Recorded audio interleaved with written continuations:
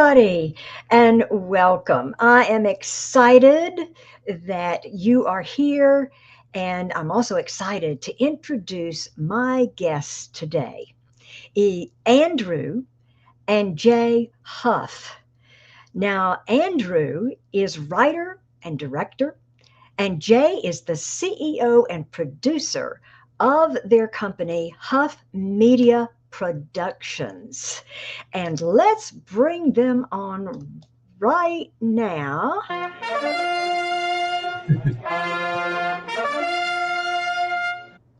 Woo! All right. Welcome, Andrew and Jay Huff. Thank you so much for joining me. Thanks for reaching out. We're so excited to be talking with you. Yeah, thanks for having us on. Oh, you are so welcome. You're so welcome. First of all, tell us a little bit about yourself and what inspired you to become filmmakers. Oh man, that's gonna be a long answer for you, a little shorter for me. So we'll start with you, and then I'll just see where I enter. See where you enter. Oh. Well, I would say, to sort of shorten the how we became filmmakers answer, is I have been so interested in storytelling for a very long period of my life, from being a even kid, just doing cartoons, drawing, being an artist, doing all the telling stories, drawing comic books, all that kind of stuff. And getting involved in theater. I mean, the arts has always been a part of my life. And then Jay also was involved in a lot of theater, and we ended up meeting in college through drama and drama ministry. It's a traveling drama team. Yeah. Ah. Both went to Liberty University. It's the longest running ministry they have at Liberty University.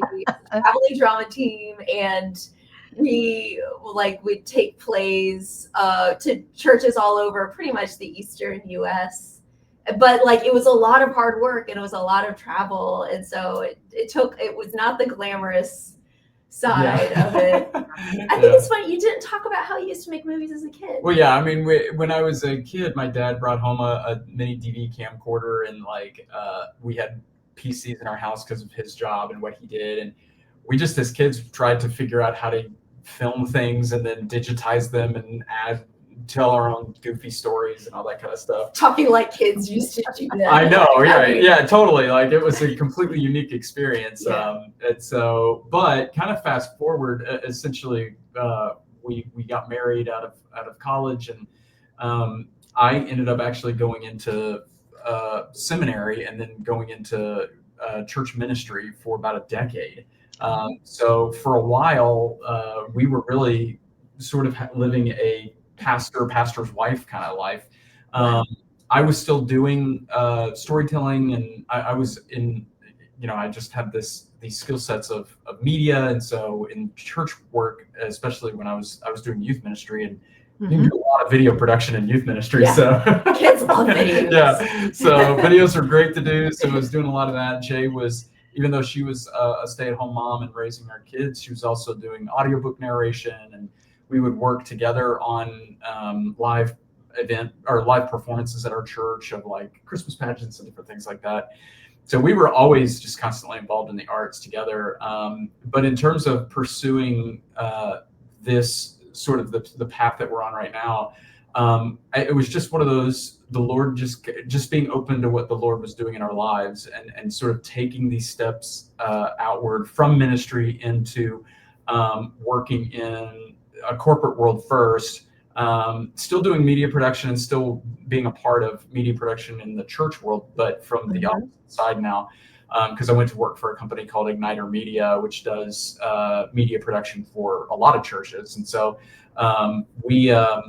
but again, continuing to do videos and theater and all sorts of stuff together, which ultimately led to us going, we've done this for other people. Why don't we work together? Sure. And do it ourselves with what we actually want to do. Yeah. So that's kind of the long story. Yeah. What would you add? Not too much. Only that, as he was going forward creatively, I kind of knew him a little bit better at that point, and I realized that you're not very good with admin. And so I was like, I will like support him in his dream, like, and I will do the administrative stuff. Like, I will make sure those emails get sent. I will make sure those people get called. And so that's kind of, I mean, I've always supported like doing filmmaking. I don't think I realized how much goes into it, like when I first signed on, but I'm so glad I'm there because that is my strength. Administration is definitely a lot more of where I do well, even though creatively I love acting, but I don't know how to edit a video. I don't know, how to really script an interesting story. And so I'm so glad that God has put us together, and we are like the missing puzzle pieces of each other's story. And God really, up to that point, was really preparing us to align in that way when we did decide to launch our own business. Absolutely. It was just one of those things, it really is you feel like it maybe isn't the perfect timing, but when you look back, you realize I wouldn't have been ready up to that point. To do the things that I needed to do and what God was calling me to do. And same with I feel like, I mean, you've always been really, really good at filmmaking. I wasn't ready. God realized I wasn't ready until we started. He has you each in the right spots. Yeah. In order to come together and to have this company. Now, you really started this maybe because you wanted better content, media content for your children. Yeah. Well, I'll explain sort of this. So I was working for a company, and we were kind of dabbling in entertainment media, kind of 2019, middle to end of 2019, and I think everybody recognizes that 2020 changed a lot of stuff for a lot of people. And so in 2020 for us, we have kids. And what I feel like happened, not that, and this is a conversation for another time, I never really truly feel like media is ever truly neutral. But I think there was this veil of neutrality over media that I think a lot of us accepted for a long time. And 2020 is when I feel like that veil was lifted.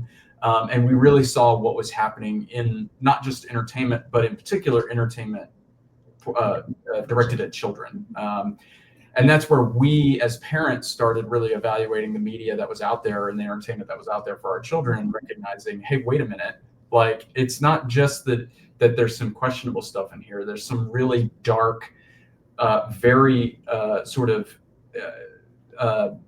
darkness and dark ideology that is that there's an agenda behind.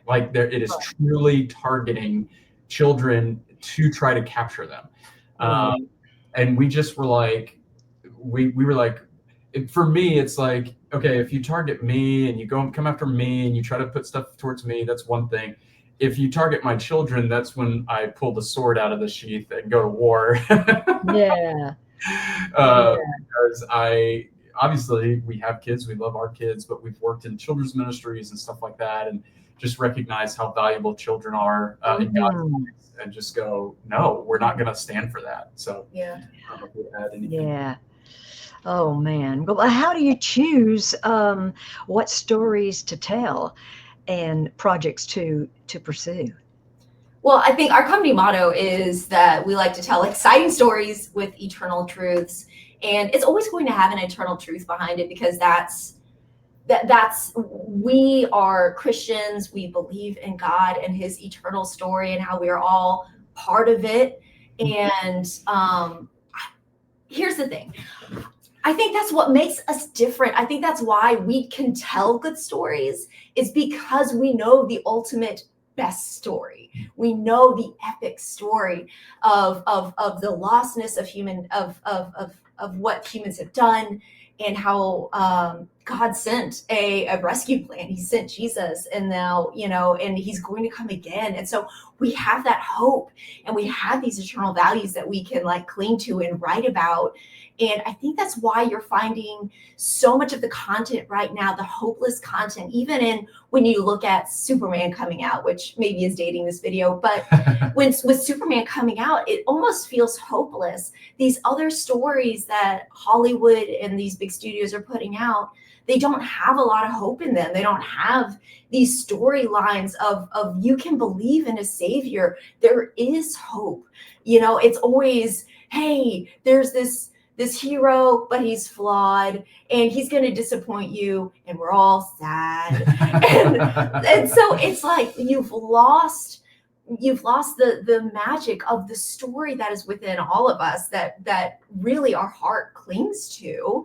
And so we're always going to be writing that, just because that is where we come from and our point of view. But also we love exciting stories. Yeah, like, I was gonna say, we like to go to fun movies, and that's another reason why we actually decided to make a movie, is because there weren't any fun movies that were good content for our children coming out of theaters. Yeah.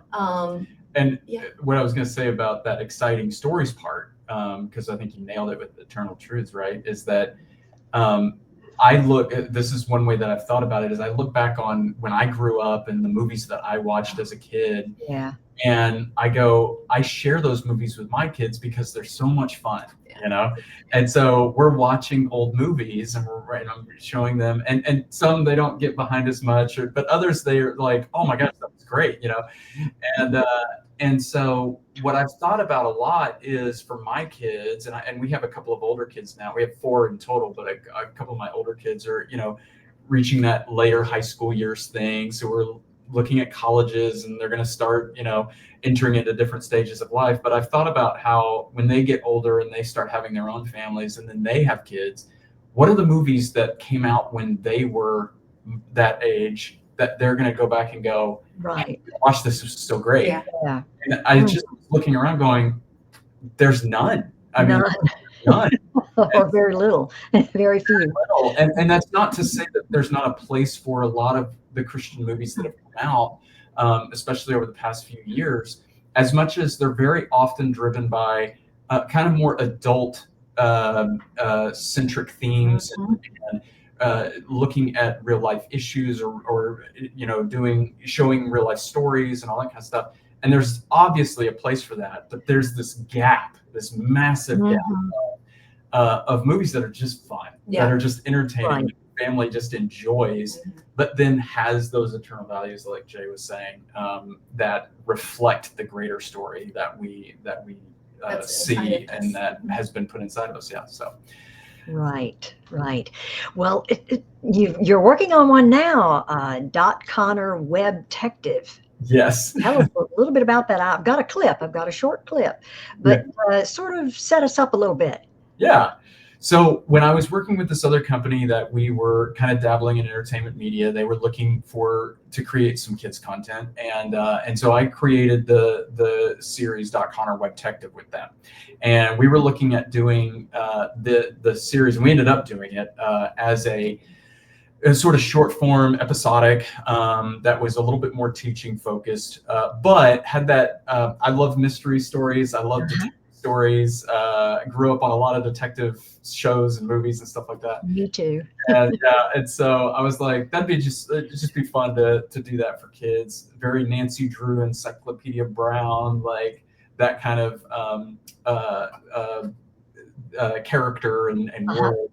And so we started development of the series with them, but then eventually when we split off, we were able to get the series and finish development through our own company. And so we had 8 episodes, of the Connor Webtective series that we were able to put on a lot of different Christian kids streaming platforms. And as we were looking at going to do a season 2, the thing that really started to stand out to us was the lack of family entertainment that was coming to theaters. There was becoming this big gap as we mentioned before, of movies. And at the same time that was happening, there was this openness that was starting to occur where Christians, and especially Christian families, were more interested in that theatrical experience. So a Christian movie might be successful in a way that a more standard Hollywood movie might not be. And a lot of that has to do with economics, but that meant theater owners were a lot more open to having a movie come in. Right. And we were looking at our cast, we were looking at our series, we were like, we've got something here. Can we combine those two things? This business opportunity of what exists in movie theaters with a really fun concept and a great cast. And so we kind of put those two things together and came up with a more classic kind of family mystery adventure that our characters kind of embark on. It still has elements of the original series that where Dot learns something very from the scriptures about how the Christian life is and how to live according to the principles of the Bible. And it still has all of those elements, but also wraps it around just a really hilarious, like kind of fun mystery, like I watched and Jay watched growing up in the 80s, 90s. Yeah. Okay. Well, let's look at this short clip. Here we go. Dot Connor, Webtective. The day has finally come. I'm about to embark on one of the most challenging and dangerous undertakings of my life. High school. Are you nervous? I'm a little bit nervous. Well. If it isn't Dot Connor, Hack-tective. And it doesn't help that there's the other problem. You seem very sure of yourself, Mr. Grant Connor.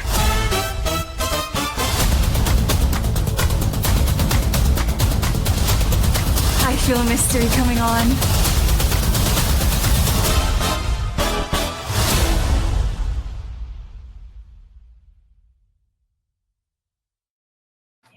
Wow, that's amazing. It just excites you, just watching it, and the music and everything. Oh, the acting looks great. Oh, wow. Yeah. Great quality. Thank you very much. Oh my goodness. Yes. So now, is it out now, the 8 episodes, or are they ready, or are you still working on it? Yeah, you want to explain? Yeah. So the 8 episodes are already out. Like Andy said, he had developed that originally with the first 4 episodes with Igniter Media.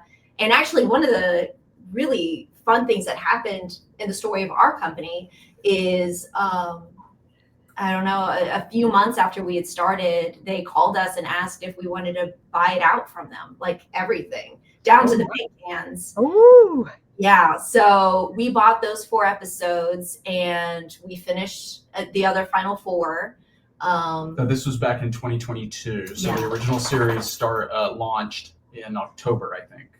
Yeah, I think that's right. All 8 episodes, October of 2022. Yeah. And so, we bought it in May? Yeah, something like May, that. Shot in July, and had it all edited and ready to go in October. And so those 8 episodes can be found on a lot of the kids' Christian streaming platforms. So Minnow, Right Now Media, a lot of people know that one.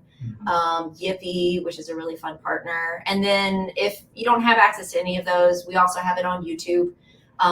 So kids can watch it. It's one of those things, like each platform has its own unique audience. And so not every parent wants their kid to watch YouTube content. And so that's why we have it on these other partner streaming platforms. And then we also have it in an app. And the thing that I love the most about the app is, like, as a parent, I want content that my kids can take with them, right? Yeah. Especially when you travel. We don't have Wi-Fi in the car. We're not fancy like that. And so you can watch it. It's already downloaded in the app. And then what's fun is it's kind of gamified. And so you can be your own detective. And so while you're watching those 8 episodes, little clues pop up. And so the kids can capture the clues, and it creates like dossiers of the characters, and it unlocks like behind the scenes, like Geely does a tour of the studio. And it also unlocks the trailer, so the kids can see the trailer. And that's this app right here. So it's called .com. It's free. So it's free to download. But that's the original series.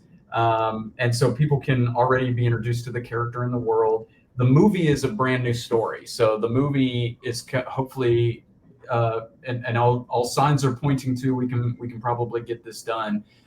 Is the movie will release theatrically this at the end of this summer.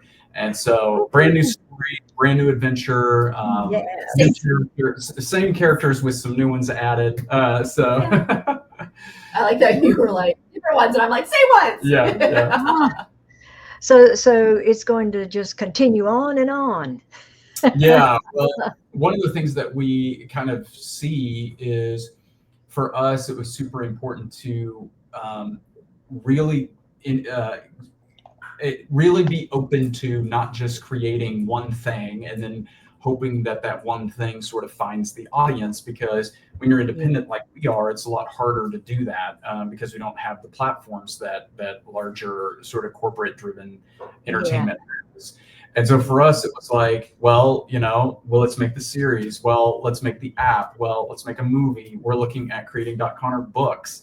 And we want to basically treat it more as a brand and more as an ability to leverage a lot of different ways that people find entertainment. And especially, I'll be honest with you, for parents, because a parent may not trust a movie, but then they might give a book a try, or they may not trust the book, but they might give the movie a try. Right. Whichever way we can introduce them into the world, the point of it is to go, hey, you can trust this. And if they can trust it, then they go, wait, there's a series and there's books and there's an app. Like, there's all this content for their kids to ingest. And hopefully it's a way to sort of push back against that dark wave, that has kind of fallen over entertainment. So. And provide for parents, because I know when I'm a parent, or when my kids finally find something that they really love, they want it all. And so they want different ways. And so I love that we've been able to grow it. God really has us with different creatives that can help do these different projects. It's not something that's not been our idea. Yes. Now, are you working on some other series or films at this time, or are you just trying to get .Connor? Yeah. Yeah. It's a lot of work. That's a great question, because I would say the answer currently is not necessarily. We have some other stuff we're working on, but in terms of this original type of content we're trying to generate, the answer is not necessarily. Not that we don't have pitches and scripts and all that kind of stuff. Right. That's moving along, but again, we're trying to approach this not as a one and done type situation where, we make a film together, and then we go and make another film together in 3 years, and we go and make another film after that in 3 years. Yeah. Like, we're looking at how can we be a part of changing the dynamic of how entertainment is shaped in the first place. And we think we're a part of that. We think that at the same time that we're going to be a small part of that, there's other people out there who are looking for that looking for partnerships that can sort of help them. One of the things we want to do as we go forward, and especially hoping obviously that .Connor is successful and that we can do more things like this, is we want to have an open door to other people to go, hey, I have this script, and not every script is going to fit what we want, but there probably is one out there, or there is a filmmaker out there who's a really good director, and it's like, how can we support them? How can we help them get their out there? Because we don't believe that the way it currently works is the way it should always work. So even if and I think we will have something else that we develop that's an original property or an original film. There will be, hopefully what will also happen is we'll be the catalyst to help another filmmaker get their idea out there, because that, I'll be honest with you, in a lot of ways, and we experienced this, and it's probably because we're so stubborn, is there's an element of the current industry that seeks to sort of squash independent creators, and especially Christian creators, finding the audience, because as Jay mentioned, we think we can Christians can tell better stories because of the eternal truth that we hold. The story. Yeah, Yeah. right. And if a secular world is challenged in that way, well, they're not going to like that. So Yes, yes. But Well, it's also, wonderful that you're wanting to help and encourage and serve other filmmakers. And that leads me to my next question is, if you could give one piece of advice to aspiring filmmakers, what would that be? I have one that I do that's a Okay. standard answer, but I'm really curious what advice you would give. what advice I would give? Yeah. I would. Okay. Do you know it? I have standard. Yeah. Okay. I don't know if this really answers the question, but I think it's always going to be start where you're at. Start making content where you're at. And YouTube is a very YouTube actually pays pretty good money once you get a pretty good following. And so start in learning cameras, learning lighting, learning scripting. Start small and then start getting bigger and bigger. Yeah. And it's one of those, what I was going to say actually in your previous answer is I just selfishly, we're creating more content, one movie for kids, and we want to embolden other filmmakers because I want content for me. Mm-hmm. And Yeah. I can only make one movie a year at best. Yeah. And I watch more than one movie a year. I need other people. I need other Christians. I don't want to see the other stuff. I want other Christians making movies for me. Yeah. Yeah. And so that is why we are working so hard at paving through all of this, and Right. why we want to give back to other filmmakers. But if you make a really cool series on YouTube, and there are some that Christians are making, I will watch it.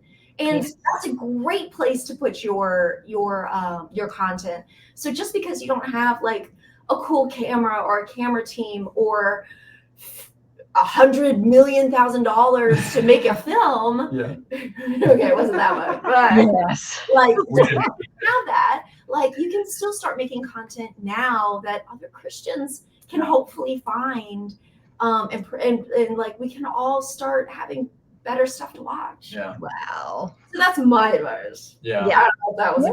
exactly it. Absolutely. Yeah. I mean, mine is kind of similar to that because we didn't have $100 million to make our movie, and it's very, very few people do. The people that have that are part of the corporations that have been infected by by paganism and all that kind of stuff, and where all that darkness is coming from. And so we have to get creative with how we do this. Definitely. But my advice is I think rings very similar to yours, and honestly is in some manners the same, which is essentially there's a lot of things that filmmakers are told that they have to do that are actually just ways to prevent them from succeeding. And so for us, we were really like, well, we don't care, we're going to do it anyway. And so we found ways to do it. And I think that's what's so fun about what's happening right now. As much as there is a lot of darkness in the world, there's a lot of innovation in the world. And there are, I mean, even the fact that probably within the last decade, we couldn't have done this that we're doing even right now. Right. This virtual experience. And so there are so many things that are opening up the doors to be able to create film content, and that we want to encourage filmmakers to leverage technology and leverage the opportunities that exist in front of them, and stop waiting for the gatekeepers of Hollywood or whatever studios are out there to tell them, to give them permission to do it. Because all they're doing in not giving you permission is basically controlling it for themselves. And so technology is exploding. The places where you can put content, is YouTube being one of them. Is evolving and changing and opening up new opportunity, as we've just said. Years are becoming an interesting opportunity. So for lower budget filmmaking and stuff like that. Right. So it's do it now. It's definitely Yeah. that. Great Do it platform for that. for Absolutely. yourself. Do what you want to do, and don't wait for anybody to tell you that you get to do it. Yes, just do it. Absolutely. Take that first step. Maker. Yeah. Find other people that you can in your city and town. There are filmmaker meetups. You just have to look for them. Absolutely. And like Or if there's not, you start it. yeah, and they will come. Yes. In a coffee shop, that's what we do. Yeah. And you'll get to meet other people and synergize. And it really is a matter of keeping that ball rolling, encouraging one another in Yes. a very tough struggle. And I think it's one of those, I think, again, I think there is a concerted effort to keep our content down, to tell us that we're, we're not doing it the right way. And it's like, actually, let's build it back then. Let's build it back another way. And like, I think if we can unite together, I think we've been kept separate for too long. And by uniting together, I think we can actually really create some really fun, exciting things. Unity. Absolutely. Absolutely. Well, I love it. And I'm going to head to YouTube and watch Dot Connor Webtective. Yeah. Yes, I am going to do that. I would recommend an episode, but every time I watch an episode, I'm like, oh no, I like that one best. There's just so much to like about them. Oh, that's great. That's great. Now, I know that you're on social medias, and I want to show folks where you can be contacted or connected. YouTube, Instagram, Facebook, and there's their website. Yes. And that is huffmediapro.com. And their website, folks, is incredible. Just a beautiful website, wonderful, very powerful website. So I suggest that you go to their website and make a connection with them on the social media platforms as well. So Jay and Andrew Huff with Huff Media Productions. Watch out. There will be more from them. Oh my goodness. Yeah. Yes, yes. Well, thank you both for being my guest today, and I invite you to come back. Yeah. That'd be cool. Yeah, Like after totally. the movie. We want to keep up with you. So Yeah. we'd love to have you back at some Oh, point. thank you. Thank you again. Thank you all for watching, and remember, have faith and look up, friends, where our help comes from, and move forward with faith. God bless you. Have a wonderful day.